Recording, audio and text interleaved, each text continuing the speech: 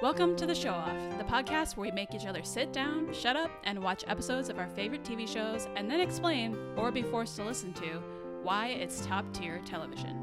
This show is for anyone who has ever wanted to go on endless tangents about their favorite shows, but their friends and family don't want to hear it. We get it. Ditch those losers and come hang out with us instead. I'm Amanda. And I'm Campy. And this is The Show Off. Previously on the Show Off podcast.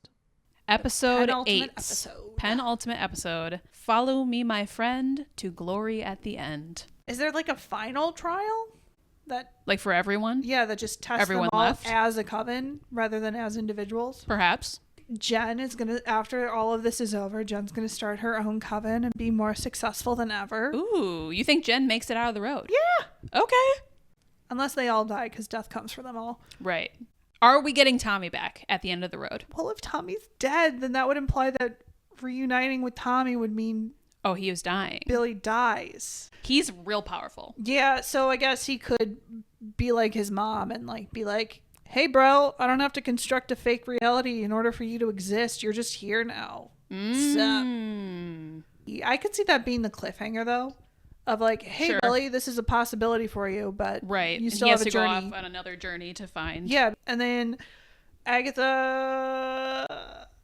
Oh god, does she die at the end of this? That's crazy. I don't like that though. I don't think they would do that. But Also, her history with Rio/Death. yeah, How would her dying play into that whole story? the end of their love story, or is it just the beginning?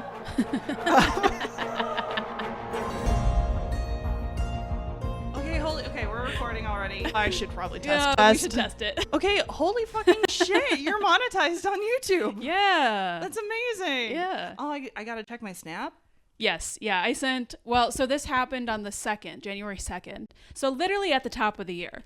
Dude. The universe is like, you've been working towards this. Boop. Here you go. Monetize at the top of the year, which really helps me out from like an analytics standpoint. Yeah. Because I can say like, basically from the start of this calendar year is when what's wrong? Nothing. Are you okay? It was a little fuzzy for a second, but we're Oh. good. Are we sure? Mine? Wait. If you hear it, then it's bad. Do I hear it now? No, I think it's fine. Okay, just don't move. No hand gestures. Just stay very, very still. No, what was I saying? Top of the year. Yes, top of the year. So basically I know from literally the very beginning of this year, I'm making money and I can have a very clear picture of how that's going to go for the whole year. So Congrats. thank you. I'm so I'm very excited excited for about you. it. That's so Yeah. I'm stoked. Yeah, actually, like within the last couple of weeks, opened up like 3 new channels of income in my business because the YouTube got monetized. I also, for some of the videos I've been making, have thrown in some like Amazon affiliate links, and those have earned a little bit, nothing crazy, but a little bit of money. And then another affiliate thing I use a different type of health insurance that's like a health cost sharing membership, and I made a video about it and I included an affiliate link in there, and a few people, like randos, complete randos, have signed up using my affiliate link. So I just like woke up one day and I was like, wait a second, what's going on? So you closed down your community. And then I did at the boom, end of boom, last boom. year. Yeah. New doors are just like, okay, here you go. Yeah, this feels like a bit of a random conversation for this podcast because I feel like we've know. never talked about my business in this podcast, but this is what's going on in my life. This is too exciting to not. It's It is very cool and very surreal, like the whole YouTube thing, because I feel like, you and I are both pretty avid YouTube watchers. Yeah, unfortunately. But one for better or for worse. But yeah, like neither of us know people in real life who like do that for their I job. do now. Except you do now, kind of. It's me. So yeah, it's kind of crazy, but I'm excited about it. Congrats. Thank you. Yeah, it's been a wild end of the year into the beginning of the new year. Your whole business-wise. business life to me is a wild. It's been a whole journey. Wild thing. It's been a whole journey. Yeah, for sure. That's a story for another time and possibly a completely different podcast. Yes. But But anyway, we're back today Hi. for It's the first one of the new year. it is For us. the first Not pod for of the new listener, year. dear listener. No, I'm sure it's like June for you by now. Most likely. Most likely. I am going to be doing a lot of traveling soon. Oh yeah, we gotta So- churn some of these out so we can wrap this here season up. Yeah. But I think I'm going to be gone for like 3 weeks straight. okay, that's not as bad as previous. No, it's not Trips. the longest stretch. Yeah, but that's still long. Yeah. But I'm gone for like a week next week, and then a week, 2 weeks, 3 weeks from now, and then like a 3-week stretch. So Woof. Okay, we got this. we got this. We're getting down to business. Mm-hmm. Uh, We're going to finish the season up. we're finishing the season up. We're finishing Agatha. We're finishing our pod season 2. Yeah, and then who knows? Yeah. Then who knows? We'll have to make some big plans for season 3. We got a list of themes that we Yeah. want to do, but we got to think of a new spin, maybe. Maybe. A new Maybe. take. We'll see. Could I force you to watch any shows? What do you mean? That's what you've been doing. No, I mean like the way I watched all of Wanda and Agatha. Oh, yeah, sure. I think Force you to that's watch fair. Over the Garden Wall all the way through. All the way through and talk. Is there enough to talk about in every single episode No, though? No. definitely not. What could I get you to watch? What could you get me to watch? I mean, similar to Agatha All Along and WandaVision, it has to be kind of short. But, a lot of shows are short these days. Right. Ooh, I gotta mull this over. Yeah, think about it, sit on it, feel it out. And what would be good that's like amazing that you haven't seen? That's part of the Right. problem. We've seen a lot of stuff Yeah. collectively. Yeah, you'll have to think about it. Okay. Also, yeah, something I wouldn't typically watch, Right. but See if something I can still muster up some enthusiasm about. Hey, I'm doing a great job over here. No, Thank you are doing a great job. I did, however, just edit our WandaVision finale episode, That had to which be rough. was a little rough. Was a little Dude, rough. I'm so worried about Agatha now that we're coming to the end of it, because I'm like in it.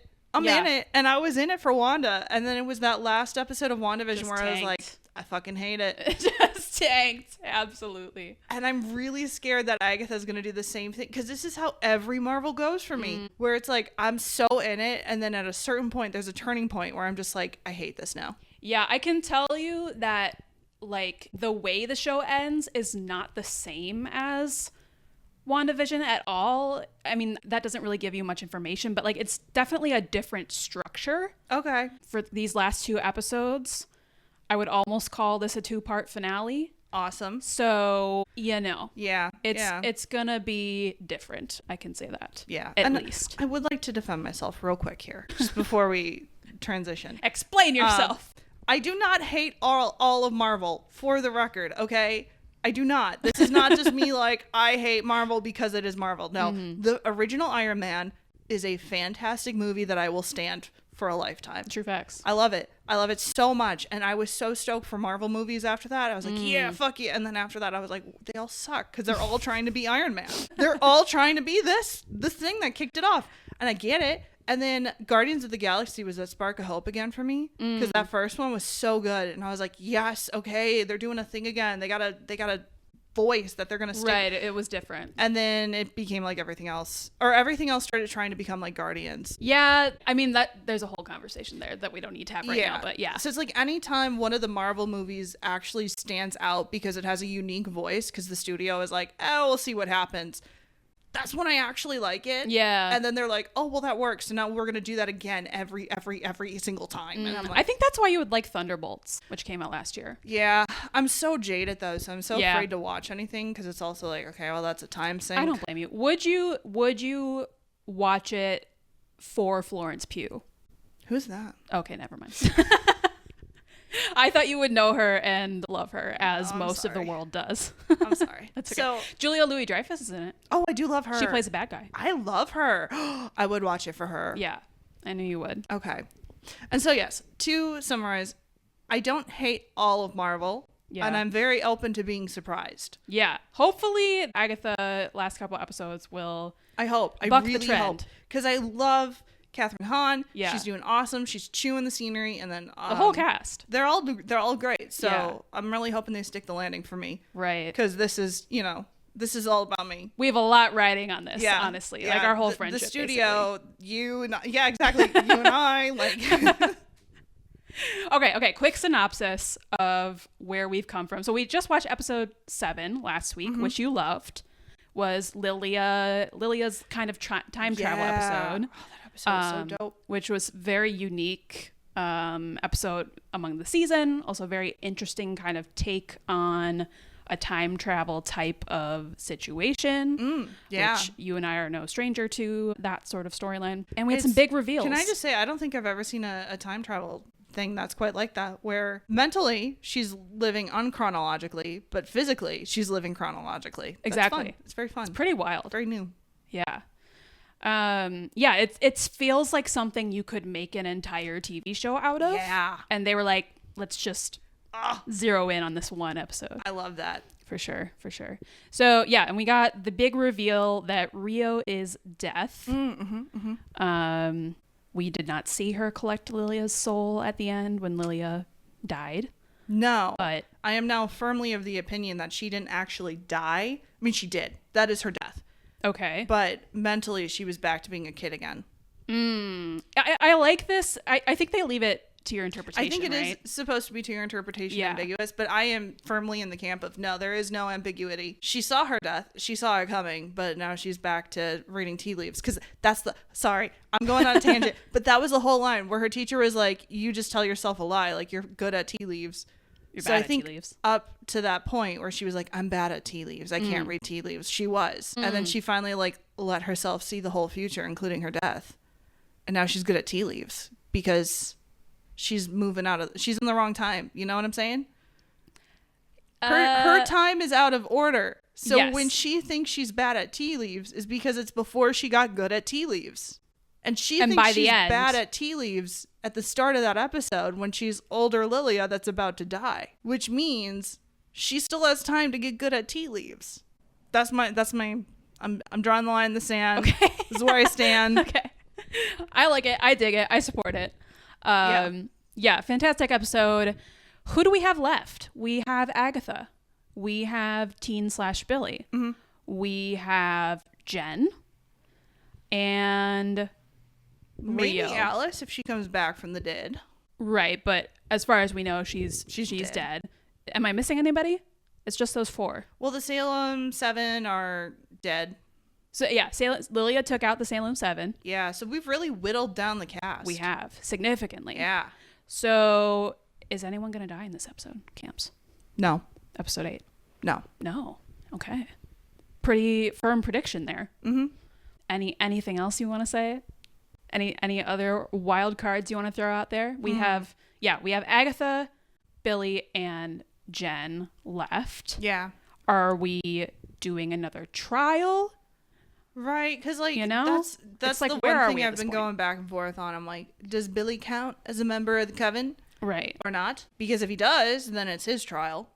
I feel like he does because Okay, so you're leading, so it's Billy's trial. I'm just speaking to whether or not Billy is a part of the coven. I think he is a part of the coven because we had this whole thing about them calling him a familiar and then his powers exploded and it was like, JK, he's a Yeah. witch.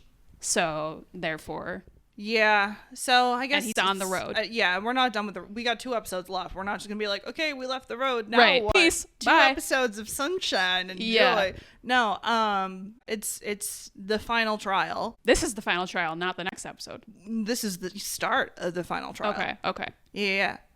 God, because do they have any issues left to resolve in the real world? It really just is at this point. Well- Jen's whole storyline is kind of like, I'm good.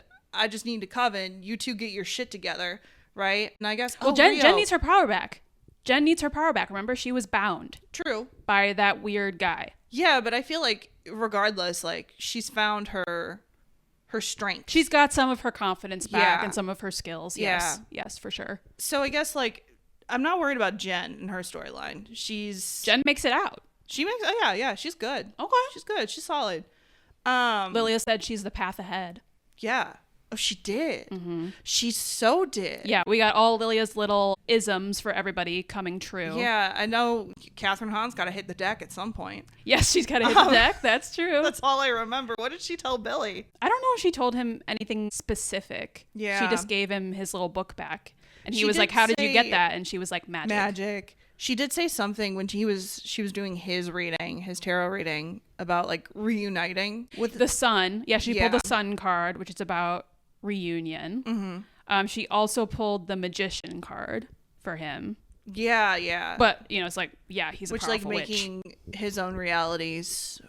making his dreams something- come true, yeah. something. And yeah, I guess the other question that you kind of led me into was, does Rio get a trial? Right. Which I'm like, why would she get a trial? She's death. She's not a part of the coven. So, and also like, you can't kill death. Right. And what power does she need? She doesn't. She She's doesn't. death. Yeah, what So does she she's- need? yeah. Right, everyone else like wants something from the road. Yeah. Why does she, you know, what does she, So but really does she is- want, does she want something? Yeah. You know, maybe she So, does. Yeah, because all that's really left then is Billy getting what he wants, which is finding his brother. Yeah. And then, Agatha getting what she wants, which is her power never back. really know. Well, it's her power, but like, come on. She's always working other angles. So what is it she really wants? Well, she Her definitely son. wants She her wants power her son back. because her son is dead. And death killed her son. Right? That was the whole thing. Right. Yeah. Which she doesn't get. You were last time when we talked, you were still on team Agatha redemption. Oh yeah, I still stand by that. Still stand by that. Okay. I think we might get one last stab in the back, but I still think by the end of this, we're going to see Agatha's whole, not all of it. You got to keep some stuff a mystery. Yeah. But we're going to get a much better picture of her motivations for all of this. Sure. Absolutely. That makes sense. Yeah. That's all I Alrighty. got. Yeah. Good stuff. We're going to head into episode 8 and we will see you guys on the other side. So we're back. So, how do you feel? Still processing? Yeah. Yeah. There's a lot going on in this episode. Oh, it's jam-packed. It's jam-packed. It's very interesting. Yeah. Well, I'm glad you're not outright like I hate it. No, and it was a twist I did not see coming. That Ayo. makes a lot of sense in retrospect. I like that. Yes. Yeah. I mean, but now- multiple twists, honestly. Now I'm just like, okay, where are we going then? What are we doing? What's the last Yeah. episode going to be about, right? Yeah. I had this exact same thoughts first watching the show. It's like, what's left to do? Yeah. Although I still stand by my initial thought, which was, oh, you killed him. Yeah, we're gonna maybe have some reckoning about that. Yeah, he's gonna have to confront the fact that he really isn't any better. He said at the end of episode 6, I'm not that nice. Yeah, that's true. Did he think he was killing people? Who's to say? Probably Yeah. not. But But hey, I was right about something. which was? Agatha's never been on the road before. Agatha's never been on the road before. Well, not on that one anyway. Okay, come on now. Still have one more episode to go, Camps. You never know. No, You never know. I was right about one thing. Okay, at least one thing. Give me that. Anything else? No, let's do it. Okay. All right. Yeah, let's dive in. Yeah, this episode blew my socks off the first time I watched it because I also had a pretty set preconceived idea of where this was going. Just yoink. Yeah, it's a good yoink. It's a good yoink. It's a very good yoink. It's a very deserved yoink. I'll be honest, now that I think about it, if you hadn't seen WandaVision, would it hit as hard? This is why I had you watch WandaVision. Now I kind of wish you didn't, though, because Really? now I'm like, yeah, I don't know. I'm like, part of me, I mean, I like it both ways, but part of me is like, it would be really curious to see how this hits True. if you have no concept of WandaVision. Yeah, and I'll say, like, watching people react to the show as well, like, pretty much everyone saw WandaVision first. So I yeah. can't say that I've ever talked to anyone or seen anyone's reaction that hadn't watched the first one, but... Because then all that cutting at the end, you'd just be like, huh? And then like you'd be like, okay, I guess that's possible. Like, you would get the point that he created it. Yeah. But would you like, I don't know, would it hit as hard? Or would it be like really out of left field? Because it's already out of left field. I don't know. Once, honestly, okay. So for me, you know, being deep in the internet as this show was coming out, I was actually already onto this theory of Billy created the road. Okay.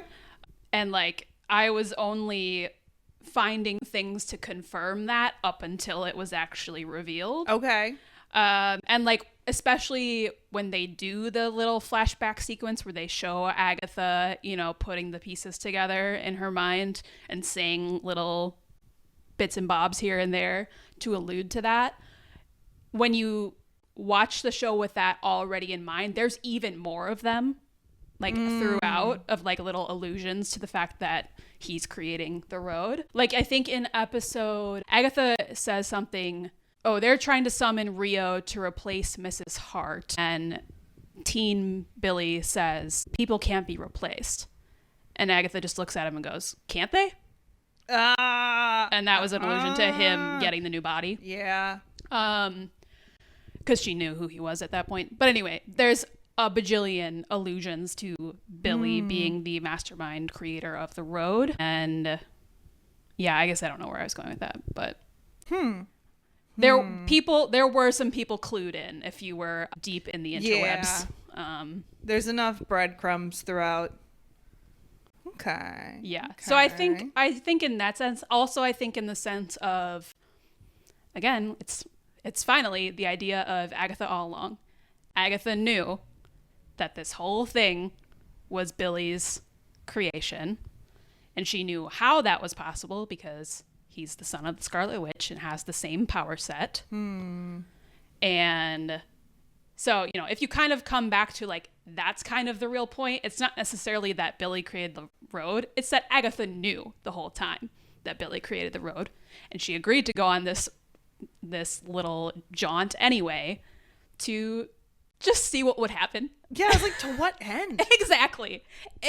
Well, she genuinely wanted her power back. And she was like, well, I guess he's powerful enough to make this illusion. So maybe he can give me my power back for sure. Hmm. And he did. Okay. In the end. But anyway. But that's also why she's like, hey, Rio, no, don't touch this bitch. He's mine first. Right. Yeah, there's a lot to talk about. Let's jump in. Okay, so let me see if I want to talk about any of the previously on that they mentioned at the beginning.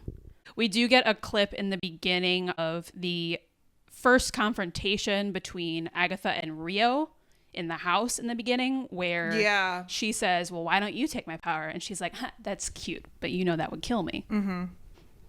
We get the full circle of that in this episode. And by the way, in that first episode, Agatha is wearing like a purple robe with flowers all over it. Oh, is she? Oh, she is. Okay. Oh, she is. Cute. Mm-hmm. I get it. Okay, Rio is death. Okay, and then we get this opening scene with Alice and Rio. Thoughts? Yeah. I just like the camera shot. Amazing camera work. Yeah. It just completely goes upside down. And so slowly. Yeah. Really like it takes lingers. its time. Yeah. Yeah, I don't know. Dope scene. Yeah. Sorry, I'm still like processing through all of this. Totally. Take your time.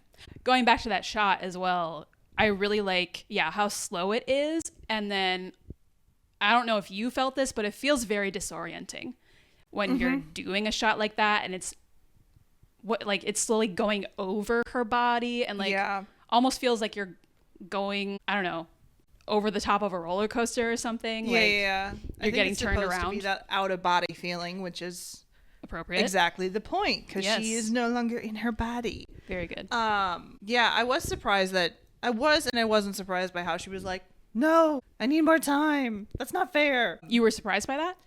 Yeah, I don't know. I always, for some reason, in my head, I just have it like, once you're dead, you're like, well, that sucks. Okay, let's go. Like, I don't know. Like, I get fighting for your life, but once it's gone, just be like, yep. Well, I like the idea that there's this in between moment though, where she's dead, but she's also not quite dead yet because Rio hasn't taken her soul to wherever her soul goes. What? You just dropped a Monty Python reference and Did I I? didn't even know. Not dead yet. Not dead yet. I feel fine. I feel happy. Classic. Yeah, I But guess, yeah. and yeah, that it helps connect to the fact that, like, if there is an in-between space, Billy was there for a little bit. Sure. Maybe Tommy's still in kind of. that in-between space. Mm-hmm. You know? Yeah, kind of just highlighting this ambiguity, I guess, Mm-hmm. between living and dying. Yeah. I do like this little conversation, though. Oh, yeah, and what Rio tells her. Yeah. Yeah, she's saying it's time to go. And Alice is like, that's all the time I get. And then she says, I had a nickel. if I had a nickel, which is great. Also, I think in the beginning of this scene, Is it possible that Rio is actually covered in nipples? wow, of all the questions you could have right now, where did that even come from? I don't know. I'm just going back through the Rolodex of quotes that I remembered from the show. Technically, it is possible. Well, although she shows a lot of skin in this episode later. We do see a lot of her belly. Yeah. So I suppose her belly is not covered in nipples. No additional visible nipples there. There could be more, though. You never know. Anyway, back to the scene. Yeah, Alice is like, this can't be the end. It has to be the beginning. I finally broke the curse. I can do something with my life now. To which Rio says, you're a protection witch. You died protecting someone. And Alice is kind of like, what? But I liked that line. She fulfilled her purpose. Right, Oof, exactly. that's so dark. Yeah. Yeah, and then she says, you ready? And Alice says, no. But then she does indeed turn to go with Rio, which actually, as we were watching this time, I had the thought of like, I wonder if, you know, she says no. She seems like she doesn't want to go. I wonder if there is like some force that is like compelling her to. She has no option. Right. But hey, ghosts exist, apparently. True. Or do they? Maybe. Maybe? Maybe. Unclear. Well, we know Agatha's mom was a ghost. Was she? That's or was true. she an invention of teen? Right, that's true. Was she? Well, Rio said she hates ghosts. So does that imply that ghosts are real? Yes. Okay.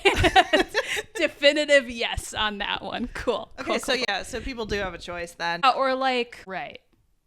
Well, because they talked about ghosts existing because they have unfinished business, very common ghost narrative. Alice theoretically finished her business, though. She broke the curse. So, Yeah. you know, even though she wishes she had more life to live, she doesn't necessarily have that unfinished business to go back to. Yeah. Bummer. What's there left for her? Then this is the last we see of Alice. I will just give you that one for free. That's fine. Yeah. I assumed. Yeah. I mean, kind surprised we saw her at all. Yeah, exactly. Exactly. But I do think it is just to highlight the point. Yes, Rio is death. No Right. ambiguity. And Right. then two, there is an in-between space. Yeah, there is an in-between space. Also, you know, Alice's death and now Lilia's death and now Agatha's death Oh, yeah, because we do do get seem a little... to be permanent. We're not going to be bringing everyone back for the finale I kind of don't thing. know. It's Marvel. Everyone comes back from the dead. No, you had a point there, too, because, yeah, Rio kind of does a roundup as well of like, ooh, all these people are dead. So it's just like another good way to be like, hey, remember this death that just happened like 2 episodes ago? Right. Guess what? It really did happen. Like, I Yeah. don't know, you know?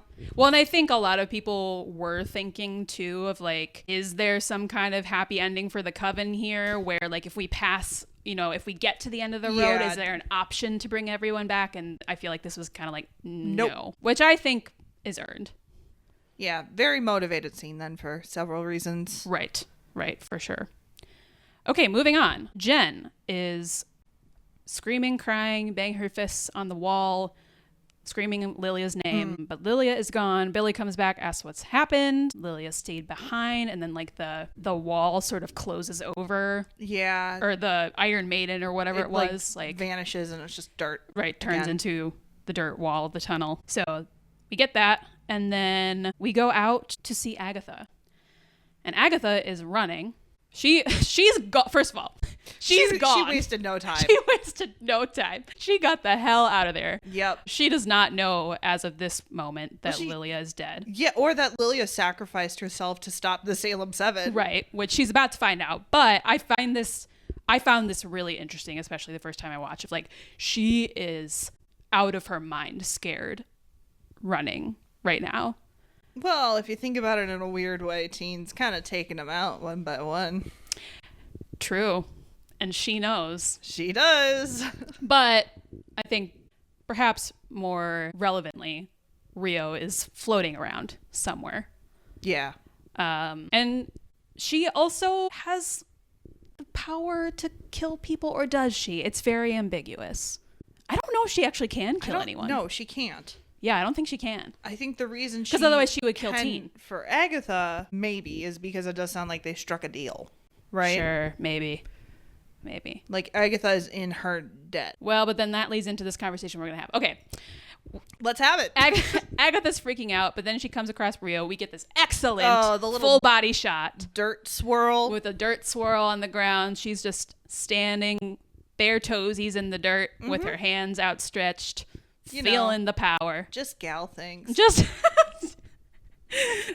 girl stuff.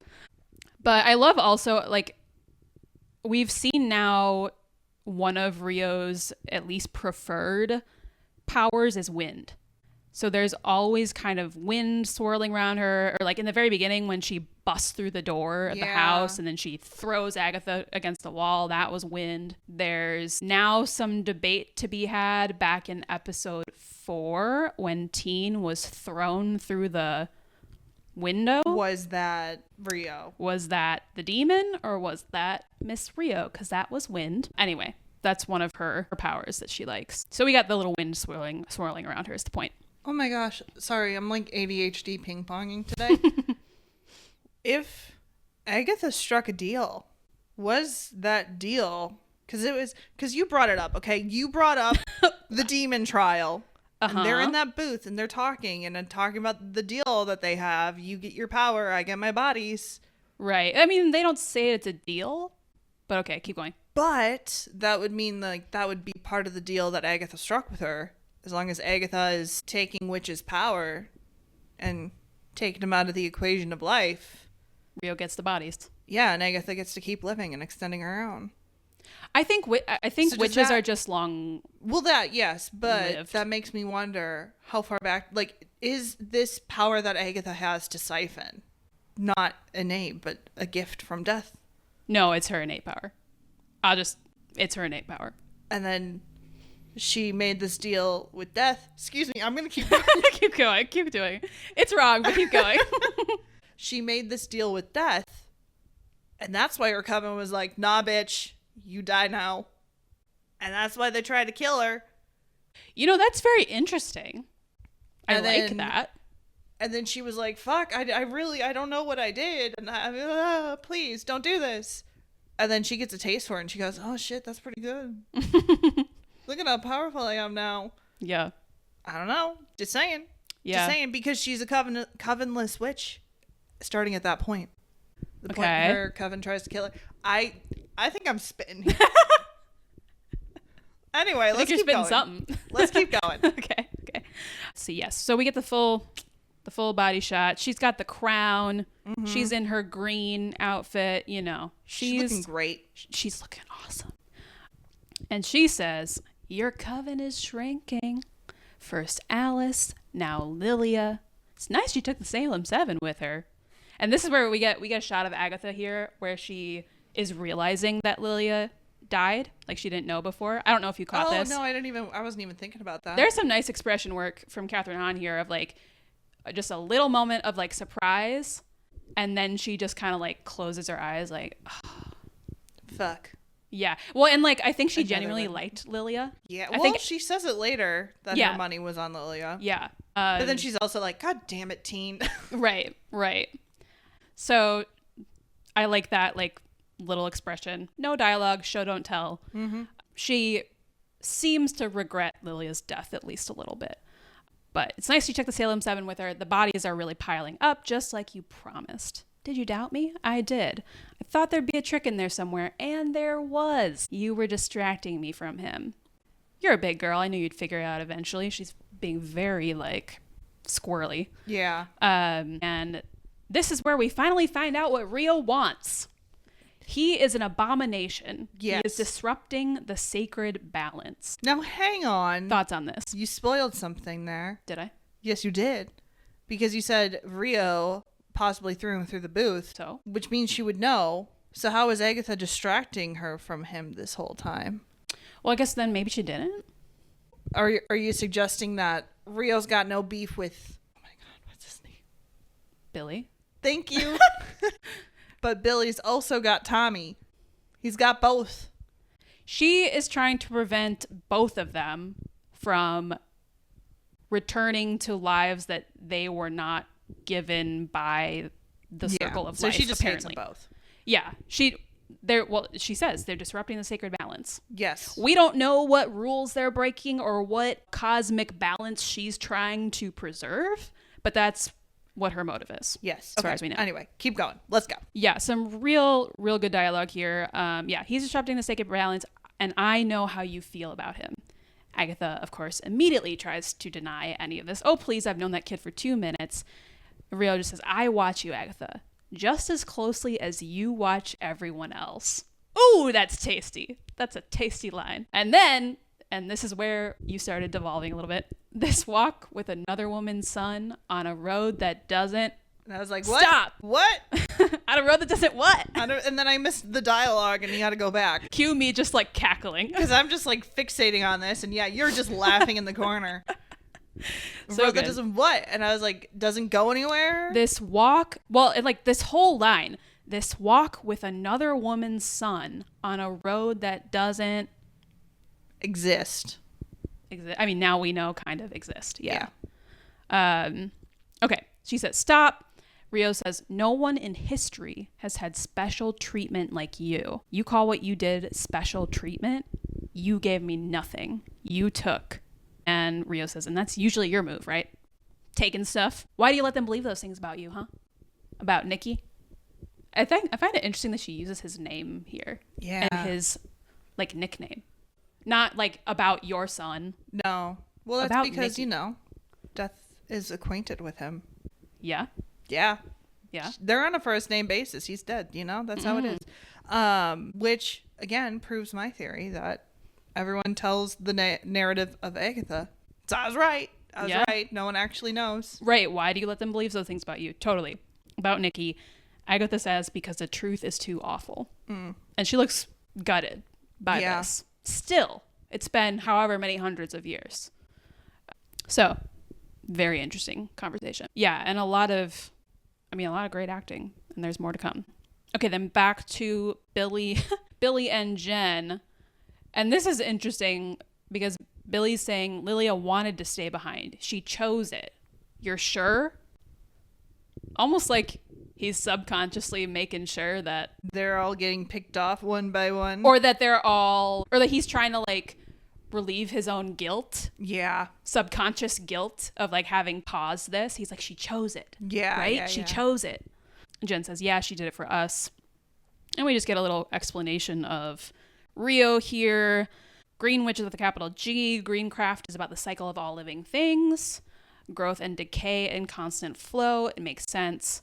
Agatha's ex's death. That also makes sense. Okay. Back to Rio and Agatha. Oh yeah, and then Billy's like, where is Agatha? Cut. Back to Rio and Agatha. Rio says what he wants from the road is a violation. Finding his brother, Agatha says it's borderline wasting the road's time. She like flips her hair as she says it. Which again, like her, looking back now, her knowing that it's Billy who created the road. Yeah, and then using that line. What is she saying here? Like wasting her time? Right? Like she's like, let's just get to the freaking end already. Yeah. But then this is where we get the explanation. His brother isn't out there. Rio says, not yet anyway. What do you mean? The son of the Scarlet Witch stole a second life. I can't let him do the same for his twin. I have to take him. And Agatha's finally like, fine, then take him. Like, whatever. This is where I'm confused. What? Is she talking about, when she says him, does she mean Tommy or Billy? Billy. Because they're talking about Billy. Like, the son of the Scarlet Witch stole a second life. I can't let him do the same for his twin, meaning Tommy. Stole a second life, but does that mean the life that the body he's inhabiting, or he stole a second life as in he's got his brother? That's the second life, not him living a second time. Well, but she says he stole a second life, meaning for himself. I can't let him do the same for his twin. steal another life for Tommy, which is then what he does at the end. Okay, fine. So, like, Rio's trying to prevent already one, soul out of balance. Now she's trying to stop 2. Yes. Because Billy could do the same for Tommy. Interesting. Okay, yes. Double down. Yeah, Agatha, then take him. Fine. But then Rio gets real, like, angry and twitchy. Mm-hmm. She's like, you can't.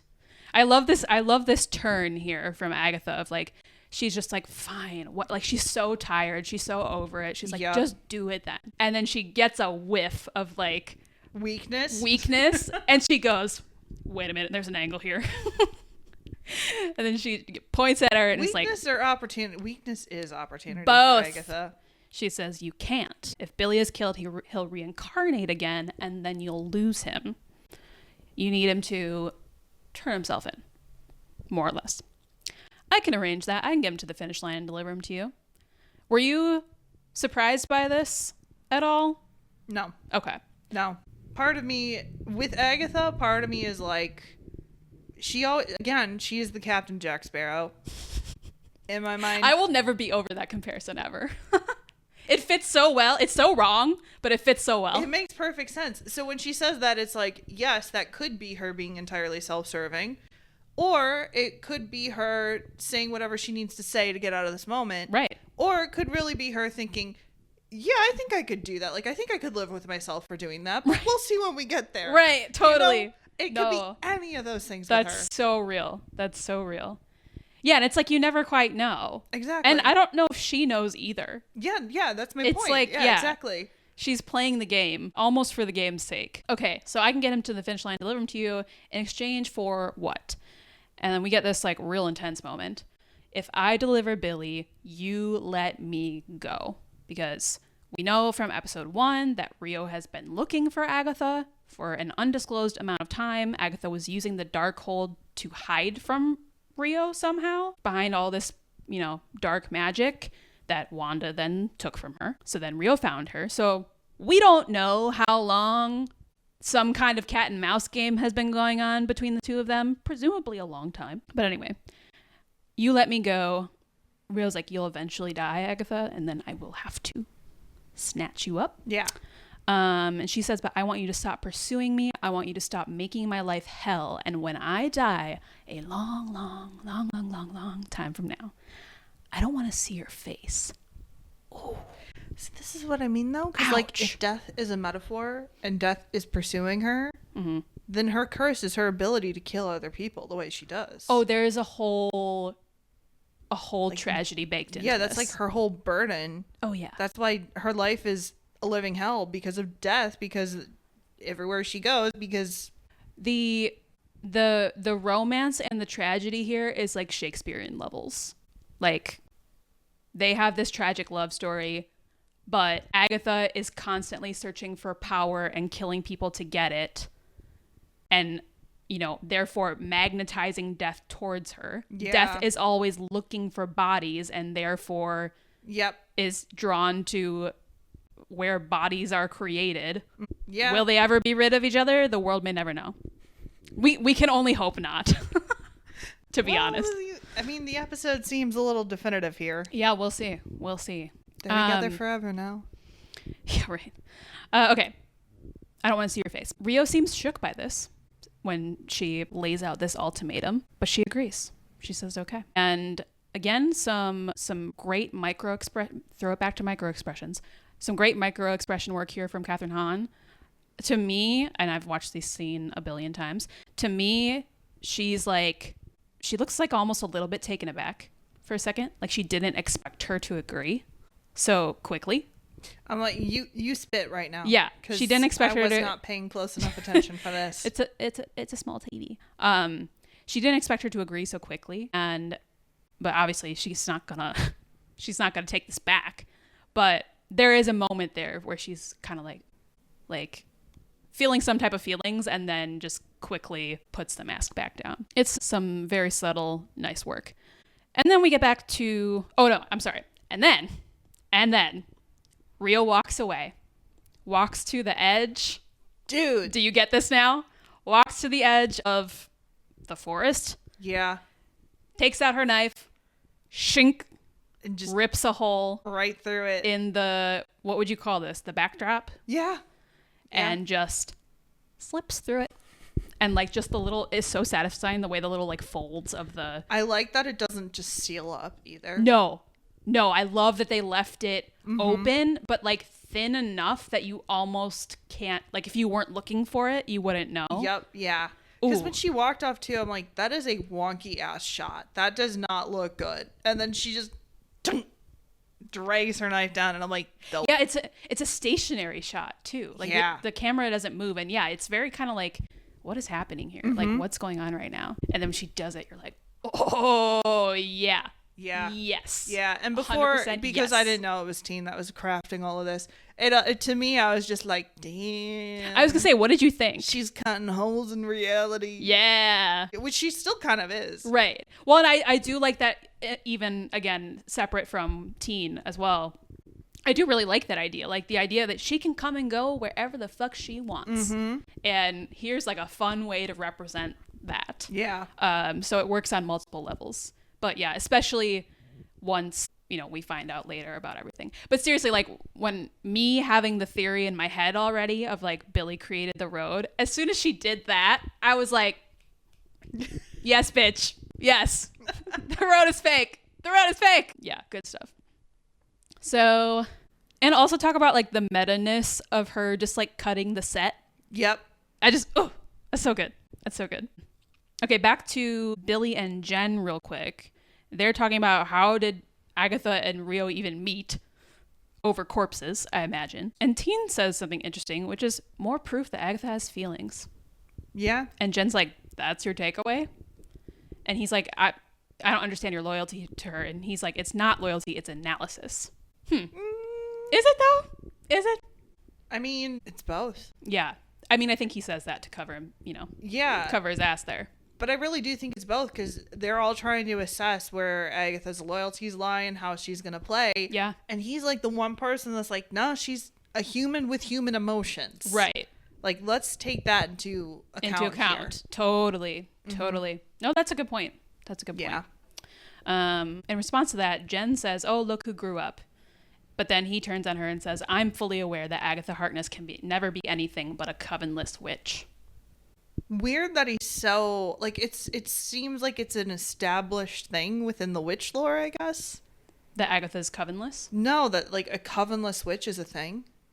Could be. I don't know. And the way he says it just makes it seem like this is a fact of witch lore. Sure. But yeah. I mean, also kind of the fact that up until this journey, they've all been covenless witches. Yeah, I don't know. I mean, obviously, we're going to call back this line later.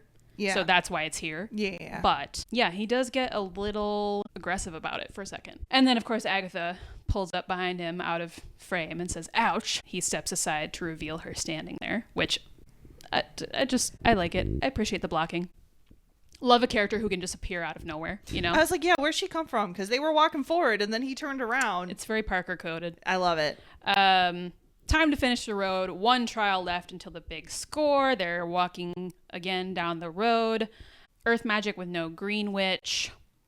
But there's plenty of overlap between earth and potions. Right, Jenny Kale? Your last name is a vegetable. Worst kind. She is just like, what is she doing here? Because she is just randomly, it feels like she's almost stalling. Well, you know, this to me, and I'll talk about this a little bit more in a little bit. I think we've kind of talked before about how Agatha has almost multiple personalities. And this is her most Agathaist, mean witch Agatha persona coming out. Yeah. And, you know, who's to say why that is? Because she's just had this really emotional conversation with Rio, and now she's doing this to protect herself. And this is, she's rattled. Exactly. To protect herself and put on a front. Right. Like, reclaim some of her control over all of this. Making other people feel uncomfortable makes her feel powerful. Her specialty. But yeah, this is where she says my money was on Lilia. We get a shot of Jen looking real sad about that. And then she says, what fresh horrors await us? It's the big finish after all. Get ready for fireworks. Get ready for a spectacle. Get ready for... She falls on her face. Trips over what, Camps? All the boots All their shoes. that they left at the start of the road. All their shoes. And I also thought you would appreciate that line as a certified non-enjoyer of the WandaVision finale. Yes. That her saying, get ready for fireworks, get ready for spectacle, and then poof. Yep. Nah, we ain't doing that. Yeah. I did like that. Yeah. I liked it too. Yes, our shoes, they realize we're back where we started. The witches rode as a circle, Camps. I was like, it doesn't go anywhere. It doesn't Go anywhere. I knew it. This finally, here at the end, I'm trying to think if there's any other spoilers of me saying this. No, there's not. This was my one correct theory of the show. Do you want to finally hear it? Mm-hmm. Okay. My theory of the show was, we talked about before how, you know, normally you would expect in this type of setup for there to be like one trial per character, with the end being Agatha, because she's the main character, so her trial should be last. Yeah. I think by episode 4, I was like, wait, hear me out. Agatha's not going to be last. Here's what they're doing. We're talking about the life of witches in this show. We're talking about who witches are, how they come to be, how they live. And that is what the trials are representing. So we start with, actually, let me go in the middle. We start with Jen. I'm going to come back to her in a minute. Then we go to Alice. Alice is the maiden. Okay, we have Maiden Mother Crone. Alice is the maiden. She's the youngest witch. She has this like big challenge to overcome with her own mother before she can kind of step fully into her power. And then, if we're going with this cycle, we have Agatha. Agatha is the mother. So her trial is in the middle, and she's kind of this bridge between the maiden and the crone. So the crone would be Lilia? The crone is Lilia, our oldest witch, who has lived through the most trauma, the most, you know, witch stereotypes, as she keeps harping on about, and the most persecution to witches. And then, bookending, we have Jen in the beginning, who we find out is also a midwife. Representing birth. And then at the end, we have, fill in the blank, Death. Rio. Death. Yeah. So that's our trial order. Aha. So by episode 4, which was Alice's trial, I had written out this whole theory and posted it on Tumblr. Yeah, I get it. And then it was right. So also, the road being a circle is a circle of life. Yes. Yes. Beautiful. Good stuff. So in that theory, then Billy is not part of the coven, but also he's the creator of this whole thing. Right. So what does it fucking matter? Right, exactly. Anyway, that was my big theory. I was right about one thing. I was right about one thing only in this whole show. The rest of it threw me for a loop, which is why I had so much fun. But yeah. And then I did post that. And then, you know, I think by the time Lilia's trial came out, somebody commented and was like, hey, how's it feel to be totally, absolutely correct? So I was like, it feels pretty good, bitch. It feels pretty good. Anyway, so that was fun. I like that someone was like, oh, someone threw me a bone. They saved it, or they came back, like they saved it and they knew to come back to it, or like they had just happened to stumble upon it. But I like to think that they were like, I'm going to pin that. I know. I was like, God bless this person. I'm going to wait to see what happens here. God bless this person for coming back and hyping me up. I really appreciate it. But anyway, that was super fun. So the witches rode as a circle, and this is the finish line. They're all freaking out. Like, maybe we pass a trial. And Agatha's like, then how do we get off? She's the one who's like, she starts losing her shit. And again, you know, in retrospect, it's because she knows that this is all fucking fake. And this is why I was like, she hasn't been on the road before. Right. I did not know because it doesn't exist. But I was like, I was right about that. Yeah. I was right about that. Yep. She doesn't know. She's making it up. In a way. And then, you know, Teen's like, well, maybe we should blah, blah. And Agatha's like, if you don't know, keep quiet. Just like, shut up, you little shit. You've put us through so much crap. And this is where she's like, well, we'll keep going. You know, it'll work the second time. And Jen's like, absolutely fucking not. Yeah, I don't blame her for that reaction. And Teen's just staring at the shoes.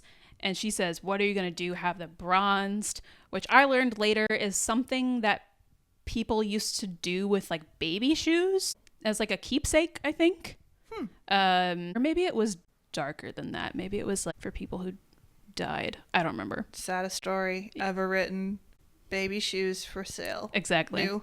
Exactly. Okay, and then this is where Teen says, we took them off out of respect for the road. Screw the road. And now Agatha's looking at him like, okay. But he puts, there's a look where she's like, what? He puts on his shoe. You little shit. You screw yourself. Yeah, that's right. He puts on his shoe. We get a nice, like, what top down transition shot, like going through the earth. And then we just see the zipper unzip from the top of the bag, like from inside of the bag, which is like, were you really confused about like what is happening right now? Yeah, a little bit. It's very disorienting. But then we see Teen. It was a weird scene transition. Yeah, like in a good way, I think. Yeah. Yeah. He pops out of this body bag. They're in this like silver room with drawers all over the wall. Like, why can't I think of the word? What's the word? More. I don't know, dude. Morgue. Oh, morgue. Yeah, it's a morgue. Yeah. So he comes out of this bag. Then Agatha pops out of the wall and, gets out. And I was like, what? What's going What? And then Jen in the next one. And Jen's freaking out. And Teen goes to help her. And Agatha's, don't steal her struggle. Also an iconic line. I kind of almost wonder if she like ad-libbed that because there's something so great about that line that it feels like a genuine reaction. Off the wall. Yeah. No, it definitely could be. Somehow also slightly applicable life advice. Mm-hmm. Like, don't steal anyone else's struggle. That's theirs. Leave them. Yep. But, also very Agatha coded. Okay, then they're like, where are we? And Agatha's like, oh, my basement. Give or take. Oh my God, sorry. I am Missed so that? sorry. The don't steal her struggle, too, is also like, Teen cannot be the one to unbind Jen. If the road is her, like, if that's the way to escape the road is getting what you want, which is the reality Teen is creating. True. And her struggle is her being bound. He can't be the one to do. He can't steal her struggle. Yeah, he can't help her. Yeah, which she proves that she has to be the one to reclaim it herself. That's coming up. Okay, where are we? My basement, give or take. We see the stairs on the other side of the room, and it's circular like her basement. Mm-hmm. And they're like, there's not much of an Earth vibe in here because it's supposed to be Earth trial. And this is where Agatha says, no place like home. Okay, then they find that the ceiling has grow lights around in this circle, which creates some nice effects later. And then, are we supposed to grow something with no soil or water? It certainly has the irritating sting of a witch's road trial. But we do have our personal effects. So Agatha has her locket, Teen has his book, and Jen has her like little vial. She has like some kind of vial of potion stuff. Okay. With her. They're all in evidence bags too. They're all in evidence bags. Which I was like, ooh, call back to the whole delusion she was having about being a detective. Which I've never pieced together before, but that's very interesting. Yeah. Doesn't really go anywhere, but it is a nice like just little general throwback. Well, no, I think it does because it starts with a delusion of her being a detective and trying to solve a mystery. Yeah. And it ends with him realizing he's also in a delusion. And, him trying to solve this puzzle of the road. And her solving her way out of the road as well. Yeah. No, I think it's an intentional connection. Nice. Full circle thing. I like it. Full circle again. Yeah. So then they see the countdown is the lights slowly going out on the ceiling. I love Beautiful. that. Love it. And Jen's looking very relaxed. And Agatha says, usually at this point, you're either complaining loudly or freaking out loudly. So perhaps Jen has had the most growth. Oh, yeah. Out of the coven. Certainly out of the coven who has survived. And she says, I'm thinking about how to save your ass. Agatha's like, pardon? Like, girl, chill out. She's so camp. She's so camp. But she says, I couldn't save Lilia. I didn't even try to save Alice. I'll be damned if I let you two idiots die. And again, this was Jen who was pushing people out of the way in the first trial to get through the oven back out onto the road. And Agatha's like, wow, but how are you going to do that without any magic? And this is where Billy is like, well, maybe she doesn't need it. Like, she saved your life. She saved my life. Mm-hmm. Maybe she doesn't need it. And that Jen is like, well, that's true, though. I've wasted the last century of my life. That doctor in Boston didn't take anything from me. And this is the first time we're hearing that the doctor was in Boston. And Agatha goes, Why? What? Why does Agatha be like, she could just bite her tongue in this moment. Well, she doesn't say anything, but she has a look. She is such a good poker face. She is such a good liar and a manipulator. And yet in this moment, she's like, okay, I'll give the game up. I mean, maybe it just catches her off guard. I don't know. Or maybe she feels like playing into it. Yeah, You because she's never like, know. I am so fucking sick of this. Yeah, she's like, let's get a Jen off the road. I'm done with this bitch. Fully. Totally. And then, yeah, so this is where Jen's like, Agatha, and she's like, nothing. What? Oh, I just never knew you passed through there. That's all. And then immediately Jen's like, are you the one who bound me? You nonstop sociopath. And Tina and Jen are both attacking Agatha. And she's like, you kept me like this for 100 years. I didn't know it was you. It was the 1920s. I did the odd spell for banknotes. The patriarchy really shelled out to shush a lady. Yeah. Great stuff. It was bind or burn. And Jen's like, 100 years. And Agatha's answer is, this is so awkward. Yeah, but again, it's like, okay, it was Agatha all along, first of all. Second of all, it wasn't intentional, though. Like, she did the spell for banknotes. Yep. You know, was it nefarious? Yes, because presumably she knew that this wasn't going to be used for good purposes. Right. But she is doing something that harms a fellow witch. yeah, and she says it was bind or burn. She did it to survive. Right. Girl's got to earn a living somehow. So anyway, Jen grabs some of her hair and starts to do the unbinding ritual on Agatha. And this is a pretty powerful moment. Thoughts about this? What does she yell at her over and over again? So she says, I deny your power over me. Actually, I want to talk through this situation. I want to deny your power over me. And Agatha at first is like, atta girl, good for you. And she says, you hold nothing. You hold nothing. Yeah. Which is like, yeah, there's a lot going on in those three words, I feel like. And then Agatha's like, well, say it like you mean it though, Jen.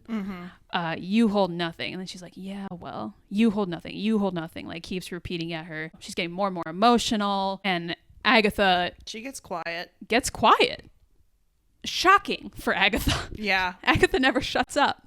But yeah, I really like this slow progression that she has. This to me is almost like peeling away the onion layers of Agatha. Is like her initial reaction is like, atta girl, good for you. Like, very like Just her usual. brazen, yeah, her usual BS. Yeah. And then she kind of goes, she's like, hey, like you mean it though, Jen. Like it's still like sarcastic, snarky, but I don't know, like it's like her second line defense is flirtation. Her first line defense is I'm going to be an asshole. Her second line defense is like, well, if they're not intimidated by that, I'll flirt with them. And then, you know, that layer is stripped away. And then she's just kind of like, yeah, well. Like, See, very, you know. I am an Agatha diehard stan, and I read this a different way. Ooh. Which is, this is how Agatha, like, encourages the final unbinding. Okay. Because she's kind of, like, part of the whole point, and this is her yelling, you hold nothing, like, you have nothing over me, like, you don't have a claim to my power, is, like, part of that means, like, you can't let people define you. You can't let people tell you who you are. Like, this is all a part of Jen's journey. Part of her being bound and not having her power was really just believing it. Because, like, as she showed on the road, she still had power. Yeah. Even without in a way. being, or like, even with her being bound, right? Right. And so part of that and part of freeing yourself means letting go of what you think other people hold over you. True. Yeah. And that includes being antagonized. Yeah. Which is what Agatha's really good at. Yeah. And so, like, her being like, I am going to give you the final poke and prod to make sure you fucking mean this. Ooh. You stop letting people hold any kind of power over you, including me. So she starts with, like, the most sarcastic, and then moving on to the, like, say it like you mean it. Like, it's her being right. She says it snarkily, but it's also trying to push her across the finish line. Okay. Because Agatha can't just be vulnerable with a person. God forbid. No. God forbid. She can never let people know that she's actually trying to help them. Right. Ooh. Okay. I like both reads. Yeah. I like both reads. I mean, yeah, I think the you hold nothing is very meaningful for Jen. That's a really good point as well. I also heard, in terms of Agatha's reaction, you hold nothing. That immediately made me think of, oh, little baby. Yeah. I see what you're saying. I went dark with it, I guess. But like, you hold nothing. And for her to just repeat that, like, I feel like that's why towards the end, you really see her face start to fall. Yeah. Of like, you hold nothing and no one. Right. And I was like, ugh. Yeah. So Jen unbinds herself. Which is great. I also really like that she did it herself. Yes. In the end. It wasn't someone else who... No. That's how it needed to be. Yeah, absolutely. And she's screaming, crying, just short of throwing up. Really great performance here. And then what happens, Camps? And she starts glowing pink. She got does. a little pink wispy, and then she just... Boop, boop. She's gone. 1 minute there, she's there. Next shot, she's gone. Yep. And Agatha seems really unfazed by this. Yeah. And just looking at Teen. And he's freaking out. He's like, what? She was just there. Like, where'd she go? Agatha. And she just says the road gave her what she was missing. And now she's gone. Mm-hmm. This can end right here, right now. I came here for power. You have power. Juice me up. And he's like, yeah, so you get what you're missing and I'm left here to rot, which, fair. Or worse, you take all my power. She says, I wouldn't. 2 of the lights go out. He says, liar. Lights go out. I won't. Lights go out. Liar. Like cutting back and forth. Yep. Real good stuff here. Yeah, I like that it seems like the countdown, I mean, and now knowing that it's Billy's creation, but the countdown seems to be responding to their confrontation. Because it seems like it's speeding up. But yeah, each time they respond to each other. But like they're running out of time to like finally see eye to eye. I really like here though that, he says, or worse, you'll take all my power. She says, I wouldn't. Bitch, you would. He says, liar. So she says, and then she says, I won't. Yeah. But then he says liar again because he still doesn't trust her. So the I wouldn't was the lie. She takes a seat at this point too, right? Is she sitting? I don't think she takes the seed. The seed just appears. No, the seat. Oh, yeah. Like she sits down. Well, yeah, then she says, after he calls her a liar the second time, she says, sit down. Yeah, because it's interesting because normally the person looking down has more power in that scenario. But it's a weird power move for her to be like, I'm going to sit cross-legged on the floor, take a seat, bud. And yet it works. And like her being below him is somehow more powerful. Yeah. Like it's an interesting subversion. I like that point. Yeah. Yeah. Well, and it has something to do with like, he doesn't know what's going on. And she's like, here's the plan. Yeah. Here's what we're going to do. Sit down. Wyatt, we're going to find your brother. That's what you want, right? Tommy isn't waiting out there, not in a body anyway. That's what got Rio in such a tizzy. She knows you could do it for him. Do what? Give him another life, another spin around the dance floor. And he says, you think I can bring him back? I don't know how I did it. And this is where she says, you never do. I mean, true on many levels from what we've seen, but also true in the fact that he doesn't know he's made the road. Yeah. Time to grow up. It's also a comment on survival. Because, I think that's true for all of us. Like, if you're put in a really intense moment, any kind of moment, and you make it out, you don't know how you did it, but you did. Yeah. And this whole... And, that's part of Agatha's whole narrative, too, is, she does what she needs to survive. Yeah. And, how could she do some of these things that are so depraved? You never know how you do. Yeah, you just do what you got to do. Yeah, exactly. Yeah. I think also this is, again, going back to power versus knowledge.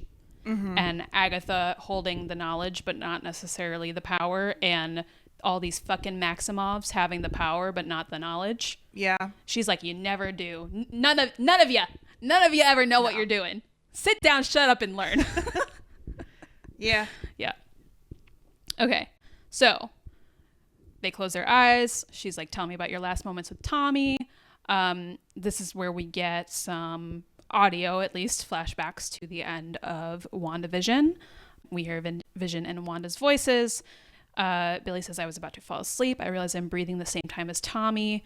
It's that feeling when your body knows it's safe. She's like, okay, breathe with him. Yeah, I thought there was some good dialogue in here as well. Really kind of setting the scene. It's also like it's a roundy round shot, basically, of them.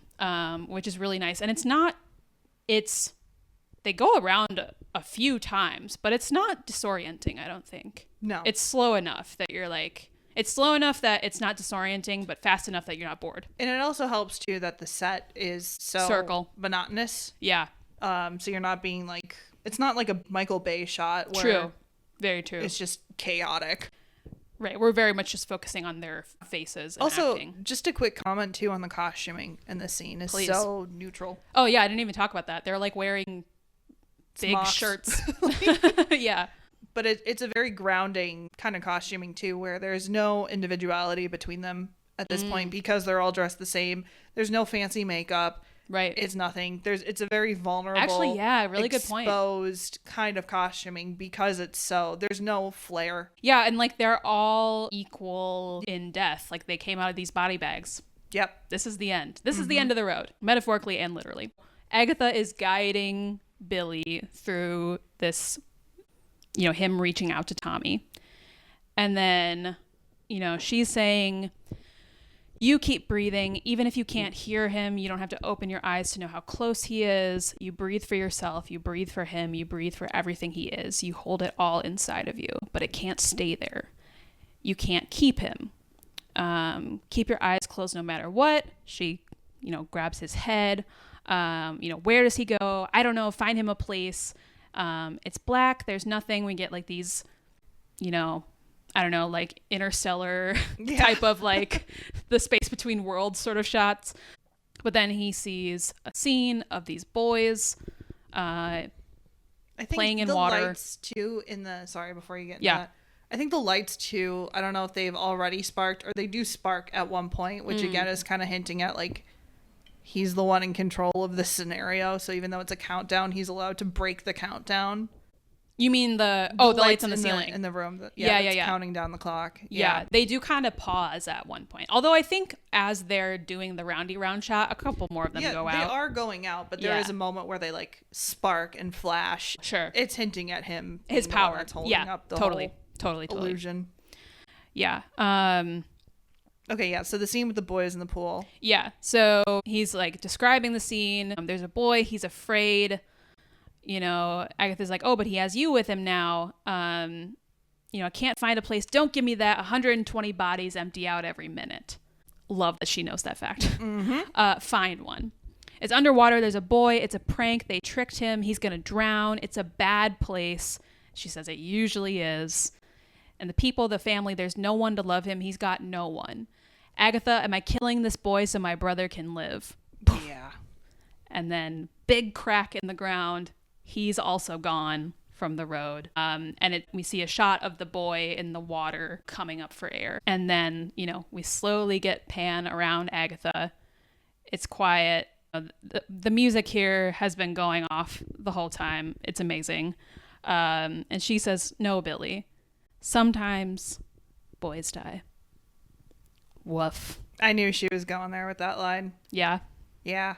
But yeah, once again, we have, and again, like this is where the facade drops, right? Agatha all alone, all by herself. Yeah. Finally, she can kind of say this version of the truth. Mm-hmm. Which is just even allude to what happened. Shit just happens. Sometimes boys die. Also absolving Billy, he doesn't hear this, but absolving Billy of any wrongdoing here. Yeah. Because he asks. And that's a fair question because he's killed a lot of other people in this scenario. Yes. So at least this one he is not responsible for. And then Agatha opens her locket. She takes out the little lock of hair that's in there, presumably Nikki's hair. And then she sees a little dandelion seed in there. How'd that get in there? We don't know. But she looks at it and then she looks at the ceiling and she says, out of death, life. Uses one of her tears for water to plant the seed, plants the seed in the crack in the ground, in the earth, covers it. And then it seems like the light's going to flicker out. She says, no, I need more time. I need more time. And she's like crying. But then the seed sprouts and we see the dandelion and the little dandelion seeds.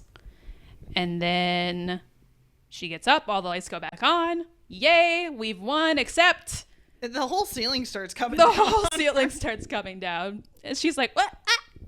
And like starts running out. Is banging on the door, the cellar door, I guess, to get out. Like, let me out. I played by your rules and I passed the last trial. Get me off the road. Yep. She finally does, opens the door, only to jump out of the frying pan and into the fire.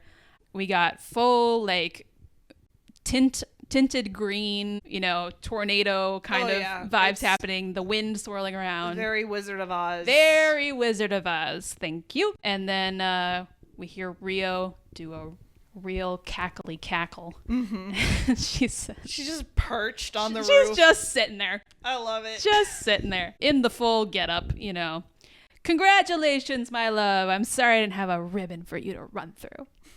Just Aubrey Plaza's delivery is excellent. And Agatha's like, tries to go for her power. Yeah. Doesn't happen. I want my prize. Where is it? And she's like, so do I. She's like, I got you the kid out as agreed. He's now where? So Agatha didn't know that he would just vanish, fuck off wherever. Yeah. But he's now where? He was supposed to surrender himself.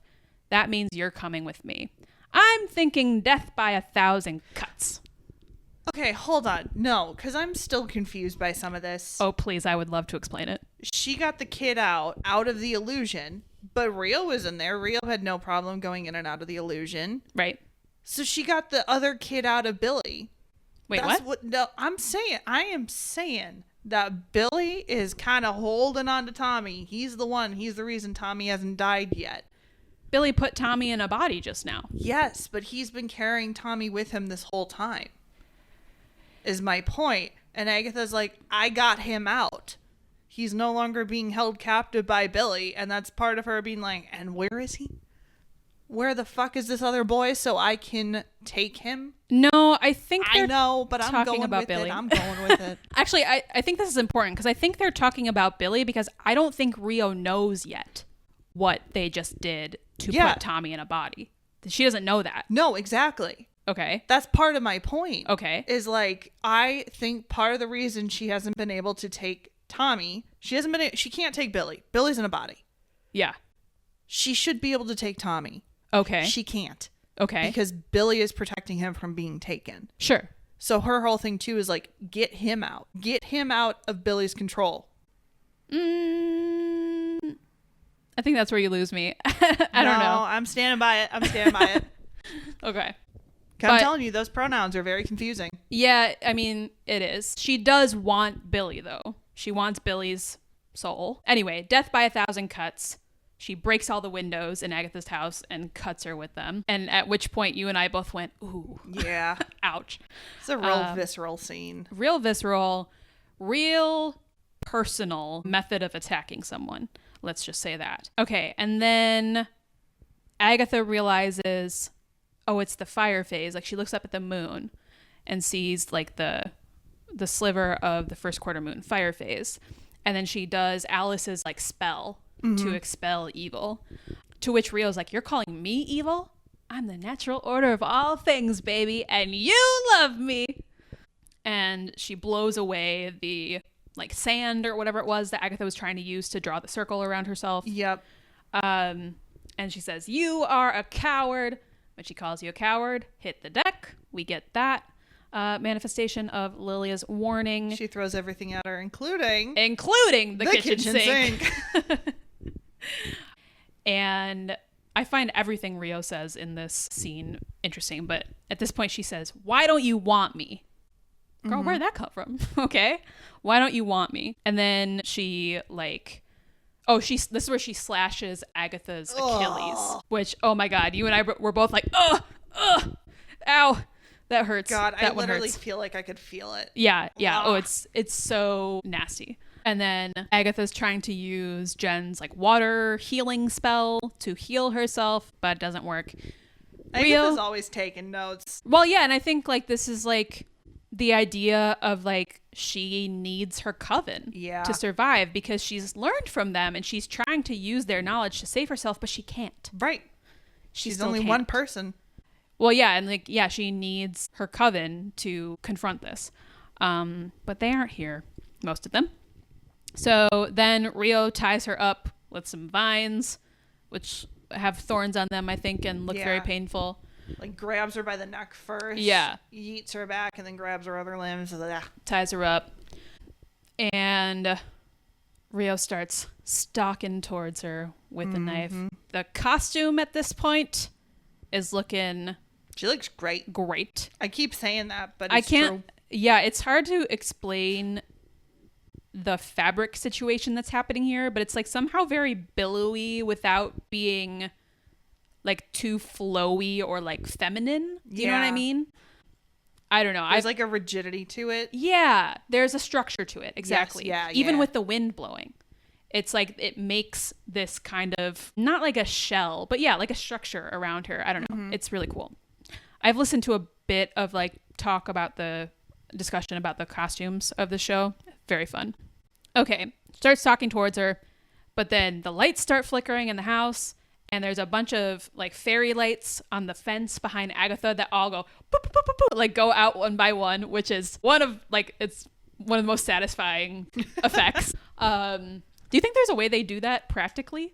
I mean, yeah, probably. Is that possible? I wonder. Yeah, why not? Just like a bunch of little firecrackers, Yeah, exactly. like somehow controlled to go off. yeah, just some kind of electric pulse that's Yeah. timed. Boop, boop, boop, boop. It's really satisfying. And they both kind of like look around, and then who shows up? Mr. Billy. Yeah. In a full superhero costume. Yes, he throws Rio through the wall of the house, floats down in his costume with his blue powers. Was he? I get that he like literally manifested this costume. Yes. But he was he also just like over time slowly manifesting like if I was a superhero. I love that for him, honestly. Yeah. Of like he's just been slowly piecing his super suit together in his mind this whole time, and now he's like, yes, this is my time. Exactly. Love it. He does look really good, and Agatha tells him so. He's got his little crown like his mom, and I guess like a red cloak around him, not quite a cape. Yeah, More cloaky. Cloaky cape. Somewhere in cloaky between cape. the two. Yeah. So, yeah, she's like, you look good. And he's like, you don't. And then he just says, don't take it all. Shoots his power at her. Dude, why? Why, man? He came to save her. Why'd he come back for her? Why'd he give her some of his power? That's his coven, man. Dude's loyal to a fault. Well, right. Like when we just talked about this. It's like, is he actually loyal to Agatha? Or is he analyzing her? Or Yeah, dude, literally, why? Why did you come back? This was my question at the end, and I get it. I get why the episode played out like it did. But my question at the end was like, okay, well, if she's just gonna die anyway, literally, what was the point of all of that? And it was for the, like, the whole closure and yada yada. catharsis. But I was still like, dude, why? So that we can see Agatha get her juice back. Because she pretty quickly was like, hey, man, there's no point in fighting this. Like, Yeah. Well, okay, bitch. You not wanting a big superhero fight to end the I show. know. I just like complaining about things. Yeah. Okay, moving on. He shoots the power at her. You seem very unfazed by this. Like, in terms of her siphoning his power away. Yeah. You were Yeah, not I wasn't worried worried. about... No. No, a lot of people were. A lot No, of people God, were. no. I was. I also was like, there's no way she kills him right now. God, no. Anyway, she does take his power, gets her full juice back. It does take a not insignificant amount of time. No. Takes a while Yeah.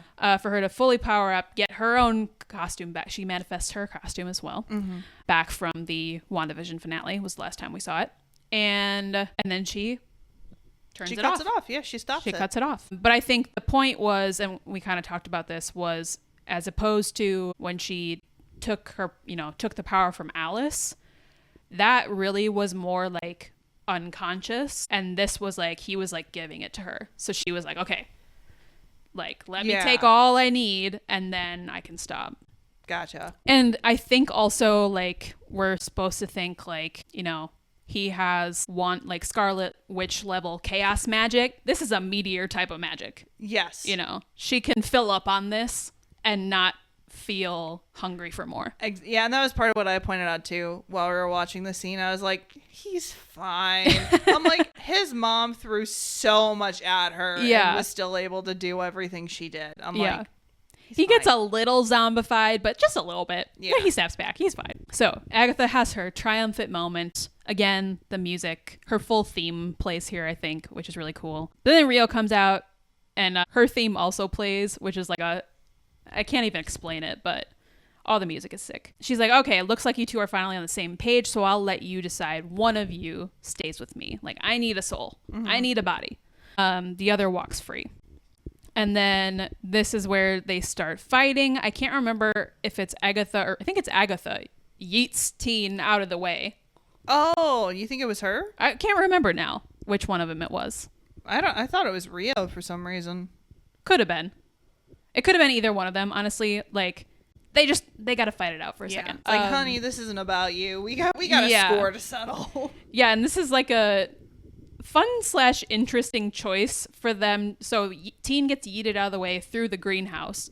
We follow him. Yeah. Instead of staying back on the action, we see him in the greenhouse, laying on the ground, He's got a getting little up, bit of tinnitus. and we hear the two of them fighting. Very muffled, distantly. And, Rio's saying, power looks good on you. Honey, everything looks good on me. And I said at this point, not them flirting while they're fighting. Right. Literally fighting to the death. And then, Rio, seems like you're having fun. Who, me? Cackles. But then Agatha does take a hit from Rio. Once again, Teen yeets her through the house. Yep. That's his favorite move, apparently. And then we get this little conversation with Agatha and Teen. Agatha, spits out some blood and is like, this is futile. This is interesting. It is indeed. Because she says this is futile. There's no point in fighting death.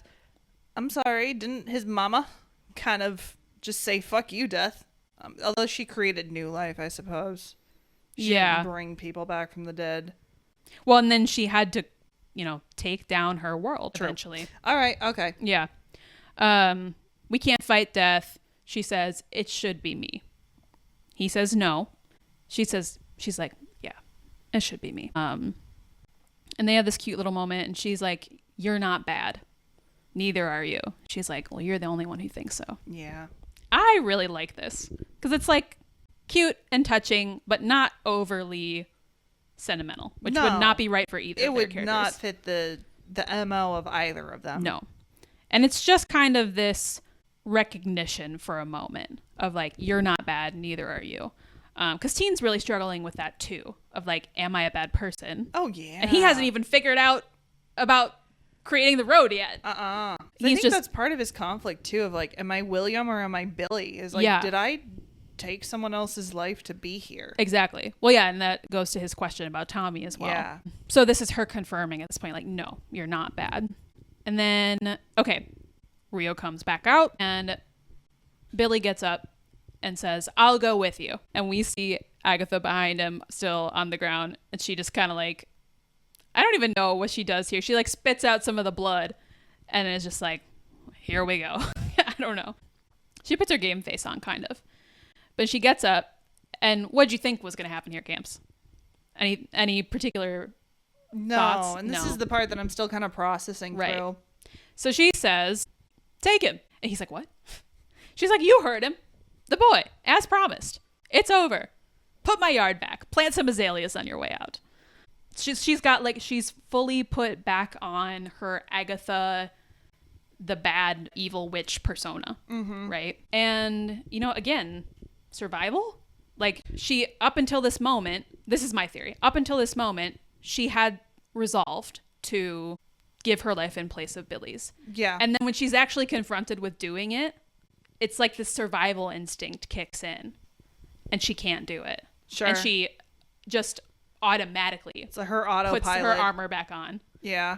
And gives him up. And Rio just laughs. Because I think partially in a way of what's going on? Where's the trick? Yeah. And then Billy's like, what? I thought you were. And then she's like, what can I say? I'm a covenless witch. Mm-hmm. Ha ha ha ha. But then Billy uses his telekinesis. Telepathy to talk to her. And he's like, Agatha, I know you can hear me. And she stops, which is, again, interesting. We know that Agatha has barriers around her mind. So did he get strong enough to break her mind barriers? Right, yeah. Or did she let him in? We don't know. He says, is this how Nikki died? That stops her in her tracks. And she puts her hand on her locket, and seems to come to a decision, turns around, makes out with Death herself. Kiss of death. Great kiss of death. And as she's kissing her, is like taking her power, siphoning Rio's power, which we know from episode 1 means you're gonna die. So she does that. She dies. It's very dramatic. She falls to the ground. To me, she does have like a look of satisfaction, maybe even peace. Yes. On her face as she's falling. We get this really nice shot of her falling to the ground and then Rio being revealed behind her as Agatha's body is falling to the ground, and we see Rio's expression. Rio looks quietly devastated. She's not happy about this. This is not the outcome she wanted, I don't think. Agatha falls to the ground. Her body decays in mere moments, and she's buried and covered with purple and white flowers, yellow flowers, a couple different colors in there, but mostly purple. At least some of these are azaleas because we just had the line. Yep. Per her request. And we get the theme in the background. I think it's Nikki's theme that plays in the background, the piano motif that plays back there. It's really pretty. And, Billy and Rio are just watching this happen. The sun comes up, dawn breaks, the sun comes up. Rio turns to Billy and says, "You may go." In her head. Yeah, right? Did you catch that? Yeah, another telepathic moment. Yeah, in like full death voice. Yeah. There's some layers to it in the sound mixing. It wasn't even like a permission, you may go now. It was like a demand. You may go. She says you may go, but the energy is leave. Yes. Get the fuck out of here. Okay. So he does a slow walk to his car. I laugh because he's like coming out of the house and all the neighbors are like coming around because they just saw this crazy storm. Right. We skipped the couple cuts with the neighbors. Yeah. And the sun came out too after all this because it was kind of like, because with the storm, it seemed like it was night. And now the sun's either coming up or going down. Doesn't really matter. But yeah, all the neighbors are coming out. The lighting's completely changed. You just see Billy completely devastated, covered in cuts. And then as he's slowly walking down the street, I'm like, cool. So he's going to fly away. And then just his car slowly comes into shot. And I was like, yeah. You were not the only person to laugh at that. It is kind of funny. I fucking love that. I do too. And this is the type of grounding that I like. Okay. Because I'm like, that is such a human moment. Even though he has the power to fly away. Just like this humble... Yeah, I'm not that great. And he's a teenager. It's his car. He's not going to leave it there. No, it's such a beautifully humbling moment. Yeah. And it makes him that's a good point. That's so a good point. Human. And like I said, that's kind of where I get lost in some of these superhero movies is like, because they're just so godlike, powerful, like they lose touch with humanity at a certain point where I stop relating. Yeah, and this is kind of him like almost... Yeah, like coming back to his human self. Exactly. From the whole kind of superhero thing we just did. Yep. Yeah. Good point. I really like it. That's where I'm like, this is where I like it. This is what I wanted. This is what you wanted from WandaVision. I'm like, I am cool with the whole like magic power, crazy shit. But I'm like, humble them. Yeah. Humble them a little bit. Bring them back down to reality every now and then. Yeah, not even humble them in the sense of like, make them confront their issues or whatever, like just in the sense of grounding them. Yeah I like it. I it makes sense. I remember watching this though and him driving away, and I remember just being like, not the Subaru. Hey, they're a great place to think, which I mean, like, bro gotta decompress a little bit before he get home. He's gotta kind of think through all this shit and process it. So a nice car ride. So correct. Correct. He gets home. His parents are losing their minds. They're like, "Are you all right? Where have you been? Why are you bleeding? Yeah. It's been 24 hours. What's happening?" So that's how we find out it's only been a day. Which I said like, "Oh, some time dilation on the road," and you were like, "Yeah, it makes sense." Yeah, I was like, "No, that completely tracks because it was. Here's your thing. Here's your time limit. Run down the road really quick. Here's your next thing. Here's your time limit." It's more of a sprint. I'm like, I think that's fine. More of a sprint than a marathon. It just feels like so much happened. Yeah. But yeah, so he takes his shower, goes back to his room, and then he starts looking around his room. And we're seeing the posters on his walls. He's got some Wizard of Oz. He's got some Lorna Wu. That's her name, right?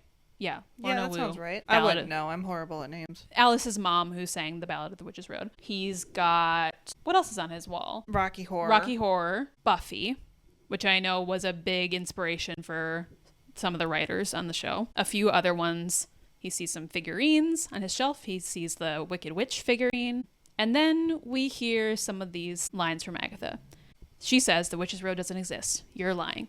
Am I? And then we see Billy, flash back to when they first got on the road. It's exactly how I pictured it. It suits you. And then, I didn't think you had it in you. After Didn't Mrs. think who Hart had died. one in them after Mrs. Hart died. You didn't think who had what in them. She winks at him. Lilia saying, you are the magician. You have enormous potential and the ability to turn all of your goals into reality. And he starts going, wait. And Jen, at the first trial, now this is a house. Right off your vision board, Agatha says. And then finally, even with the sigil in the way, you and your mother have the same tell, which is very inconvenient for you. Gosh, you really are a Maximoff. Otherwise, none of this would have been nearly as dramatic. That made me laugh pretty hard. So perfect. And then finally, you're so much like your mother. And that's when he realizes it was me. Mm-hmm. It was Billy all along. Yep. Billy created the road. And then we just hear a disembodied voice cackling in the background. It's Agatha. And then he turns around, scared, and we just hear, boo! And he goes, ah! Cut. And that's the end of the episode. Wow. You did not see this twist coming? No. Even No. a little bit? Not even a little bit. Yeah, it was fun.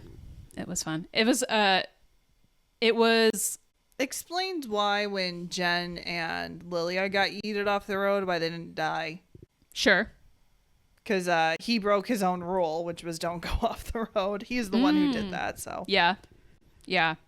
Plus, Right, he he then needed- immediately kind of regretted it, so. Right, he immediately regretted it, so he saved them. Yeah, I think it's fun. It's if it hadn't have been so well done, it almost would feel like a cop out because it's the same thing as WandaVision. Yeah. But it is so well done, and it's the fact that Agatha knows what's going on. Again, Agatha all along. It's the fact that Agatha knows this BS. She's lived through this once already. Right, yeah. She saw this from the very beginning, and she figured it out and kind of strung him along this journey a little bit anyway, even though it was his own magic. So, yeah, I think it's a fun twist, even though it reminds me, there's like a Doctor Who line. What is it? It's like, I think it's in A Good Man Goes to War, and I can't remember who the villain is, but she's like, Doctor, to fool you once was like amazing or something, but to fool you twice, it's a privilege. And I was like, that's how this makes me feel. It's like, got you twice, but you're not mad about it. Yeah. So, and yet we still have one more to go. Mm-hmm. So It's not over yet. It's not over It yet. could be over. This could be the end. This could have been a cliffhanger ending, Yeah. And you would have been okay with that. Yeah. Interesting. I mean, there's a lot of unanswered stuff, but it's one of those things where it's like, that could be it. Right. And Well, that- yeah, and you think about like an 8-episode season. Yeah. A typical 8-episode run. Before I sign off for this episode, any remaining thoughts? Well, you did say it's interesting how the vines are green, but the leaves Oh, yeah, are I forgot about blue. this. Thank you for reminding me. Yeah, I didn't notice this before, but like, so when we come out of Lilia's trial into this final stretch, it's green, and you think, okay, that's for Rio. Rio's the Green Witch. And you also think it's going to be her trial, or she's technically the only one left with the trial. And it kind of is her trial. There's some death-related flavor there, Yep. for sure. But then the leaves on the road are blue, not green. Mm-hmm. Blue is Teen's color. Yeah.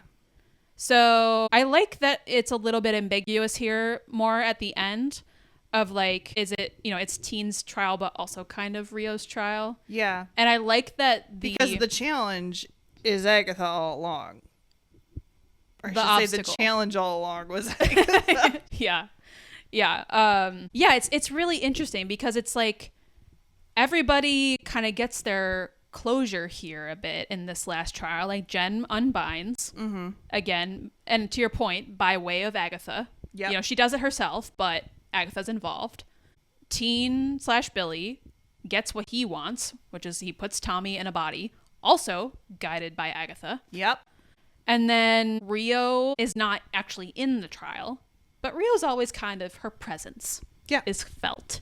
And yeah, so in that way, I do feel like it is quote unquote Rio's trial, but it's also a very significant moment for Billy. And then it's leading to, you know, this is the last trial of the road, and Billy is responsible for the road. So there's a connection there too. Anyway, I just thought that was interesting. I am continuing to stand by. I think I'm an Agatha stan. Same. I think she kind of helped all of them reach the conclusion they needed to reach. Because yes, Alice died, but she died protecting someone, which was her quote unquote purpose. Yeah, and that was Agatha too. That was Agatha. And then Lilia? As far as Lilia's death was making sense of her own timeline and confronting death. yeah, which was teen. That's kind of more teen. Yeah, that one doesn't quite line up as. Oh, but No. Agatha, you know what? Agatha puts the card down. Agatha's the one who puts the tarot finally card, puts the tarot card down. the death tarot card down. Yeah. So I think in a weird way, Agatha really is the one that's giving them all what they want in the end. Ooh. And this is why I stand Agatha. Yeah. Well, and actually, this She has leads- unconventional methods. She's a complete ass, but she gets results. she does. No, this is this kind of leads to my, I guess, main characterization of Agatha. Agatha's highest self is being a teacher. Yeah. Her lowest self is being an asshole and killing other witches. Yeah. But you're exactly right. We see this time and time again throughout the show. When Agatha is leading the coven in a sense, or organizing the coven, directing the coven, helping people figure out their stuff, that's when she's at her best. And she's actually A, helping people, and B, moving the story along, I guess. Yeah. And yeah, I don't know how much awareness she has of that. Well, I think that's part of her tragedy is she helps people quite a bit, but none of them ever recognize it. Nobody ever recognizes it, and she Ever. doesn't recognize Which her means own how can she recognize it within agency herself? there. Yeah. Because your self-image is going to be a reflection of what other people see in you. Well, doesn't have to be. It doesn't have to be. But But it is really hard to try and develop a self-image out of nothing, you know? And especially to try and see yourself as a helper and someone who is able to help people. Right. And has that and capacity. a good person as she tries to when beg her mother. literally no one sees it. Yeah. No one has ever recognized that she has tried to help. Except kind of Billy Yeah. in the end. He's the only one. And then that also makes it kind of, not to explain away her methods, but it does explain her methods. Of How so? like, I can't be vulnerable to try and push you along, because if I did, like, no one believes that I can. No one believes that I can. Everyone's going to be suspicious. This is the only way I know how to help, which is to antagonize and to push you. Yeah, and it's like, I don't know if her intention goes so far as I want to help. It's almost... Yeah. But I do think she finds value in helping people reach their potential. Yeah, she rebels in that. Yeah, and like we see even some of that with Wanda too. Yeah. And like, yeah, I don't think she knows she's doing it. No. But that is her, yeah, I think, as like I said, highest expression of herself. Which is why I think by around this time at the show, or even a couple episodes ago when I was originally watching, I was like, okay, witches are dropping like flies. If I get one thing out of this show, I want an Agatha teen mentor mentee like relationship out of this. You kind of got that. So yeah, that's what I wanted. We're definitely getting shades of that here, even with her being backstabby. But again, it's like, I think it goes back to the Jack Sparrow of it all. It's like, you never know her intentions. Yep. And then Teen almost in that situation, even manipulating her to be like, is this how Nikki died? Yeah. Like, did you just come up with that on the fly? Well, also him being like, I'll go. And then Right. him being so shocked that she's like, okay. And him being like, what the fuck? Like, They're mirrors. They're mirrors. yeah.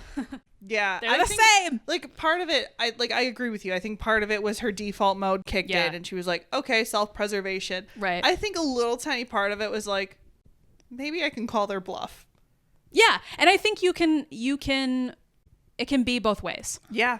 And it's like, it's fun. It's like Schrodinger's cat. Mm-hmm. It's like it can be multiple things, which is so fun. Yeah. It's like one of the most fun story things you can do. I like the Jack Sparrow. It's kryptonite for me, a Jack Sparrow character. I'm just like, I love it. I love it. Let me have more. Like, now that I've seen it, I can't unsee it. You're welcome. Yeah, I don't know whether to thank you for that or not, but I do really, really enjoy it. And like, I think, it puts her in just almost the most unique position in Marvel at the moment. There's really no other character like that who is like not quite evil, not good, somewhere in the middle. Just the super ambiguous. Just ambiguous. Chaotic neutral. Ambiguous to the max. Yeah. Yeah, has the potential for both good and evil in them. And it's like truly flip-flops on a regular basis. She's a good foil to Wanda, who also has the potential for great good and great evil. But they constantly are like, but no, Wanda's a good person. And Agatha is, no, Agatha's a bad person. They're a good foil. Right. Because they both have potential for great good and great evil. Yeah. But Wanda is constantly painted as the no, but she's a good person underneath it all. Agatha's constantly painted as the no, she's a bad person. Sure. Where I would actually argue that Wanda does a lot more damage than we have seen Agatha do. Yes, Agatha has killed some people, but damn what Wanda did. Right. Well, and like the stuff in the movie that you haven't seen also. Yeah, that's my point. I haven't seen it, but I know she's the bad guy in that. Yeah. But she's still always painted as no, she's good though. She's good. It's okay. She's good. Yeah. By the time we get to that movie, it's a little bit more hit you in the face. Yeah. With the evil side, but I see your point. Yes, which is why I like this ambiguous of she's evil, but is she though? But you can't say she's good either. No, I like it's the admission of she's done bad shit, and we're not gonna like apologize. Like not gonna not apologize for it, but like she's done bad shit, and we're not gonna hand wave it away. Yeah. Yeah. We're gonna let her be messy and let that be okay. Yeah, absolutely. Yeah, and let her be capable of good things also. And I think this goes. Now that I'm talking it through, this goes back to the whole scene with her mom's ghost, and her saying, you were evil from the second you were born. God. I should have killed you the moment you left my body. And her, begging, like, please, I can be good. In some ways, this is the final manifestation of that. She sacrifices herself for Billy. Yep. Takes her a second. She has to be convinced, but then she ultimately does make that choice, regardless of what her true motives were in the end. Yep. And that's where it counts. That's where, like, whether or not, like, when she pops up, she goes, okay, you can die for me. Yeah. Whether or not she was, like, actually, like, being self-serving or not, literally does not matter. Does not matter anymore. Yeah. She made the choice. Exactly. In the end. In the end, the actions always matter, should always matter more. Yeah. Yeah, it's a wildly interesting character. But we have one more episode. Should I give you the episode title? Yes, please. Let me just double check. Okay. Our final episode of Agatha All Along next time on the Show Off Podcast is titled Maiden Mother Crone. Circle of Life. Circle of Life, baby. What is this one about? Predictions? No idea. No clue. I honestly got very little in the tank left for any kind of predicting. That's fair. I don't know. We could pick up the predictions at the beginning of the next. Yeah, you got to give me time to mull and process. Yeah, this one is a lot to process for sure. Sorry, I'm not very fun on this one. Honestly, I'm just thrilled that you weren't mad about it.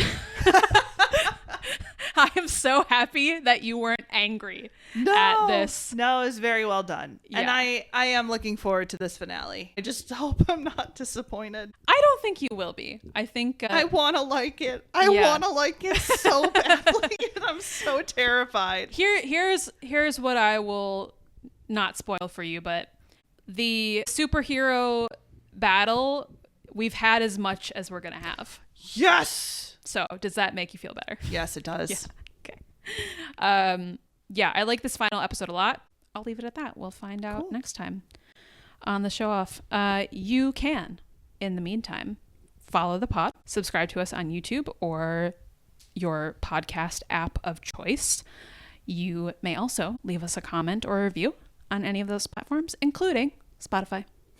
It's the newest fun place to leave comments, I hear. Editing the old episodes Isn't it again crazy? and hearing us do that bit. Isn't it so stupid? Don't you hate us? It desperately makes me want to do the bit again.